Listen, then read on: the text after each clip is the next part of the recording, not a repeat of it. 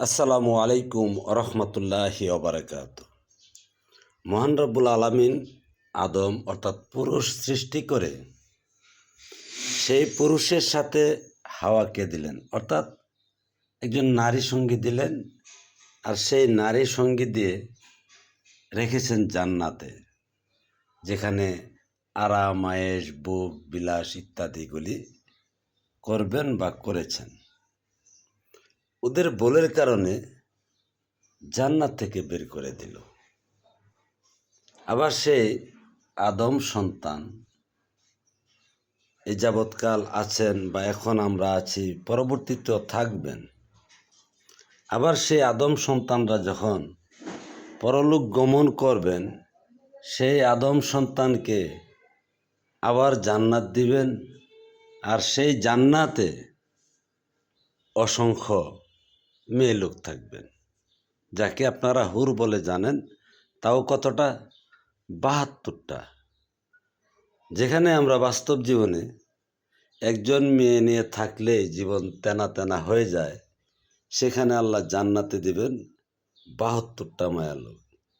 তাও এমন রূপশ্রী ঝাড় দিকে সারাদিন তাকিয়ে থাকলেও চোখ ফিরবে না, হৃদয় জড়িয়ে যাবে, শীতল হয়ে যাবে, আবেগ আপ্লুত হয়ে সারাদিন তাদের সাথে থাকতে চাবে, এমন নারী সঙ্গীত দিয়ে দিবেন।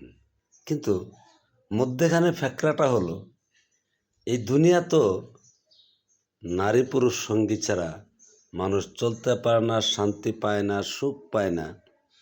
কিন্তু এই সৃষ্টি সকল কিছু রেখেছেন এই নারী পুরুষের সমন্বয়ের মাধ্যমে। কিন্তু মধ্যে থেকে মসজিদ মন্দির গির্জা পেগোডা এগুলি কে দিলেন? এগুলি কি সৃষ্টিকর্তার দেওয়া, নাকি শয়তানের বা খান্নাসের কিংবা অসুরের দেওয়া?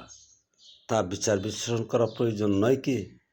আল্লাহ তো এমন দ্বিচারিতা করতে পারেন না যে মানুষ সৃষ্টি করে নারীকে দিয়েছেন বকশিস হিসাবে, জান্নাতে আবার পরকালেও দিবেন। কিন্তু দুনিয়াতে এই ধরনের উপাসনালয় কি আল্লাহ দিতে পারেন, নাকি এগুলি খান্না শ্বশুর শয়তানের দেওয়া? সেটা আগে বিচার বিশ্লেষণ করে বের করতে পারলে এই খান্নাস বা শয়তান কিংবা অসুর থেকে মুক্তি লাভ করতে পারেন। নতুবা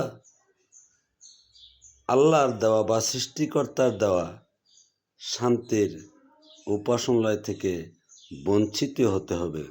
তার জন্য ভাবুন, খালি ভাবুন, ভেবে দেখুন।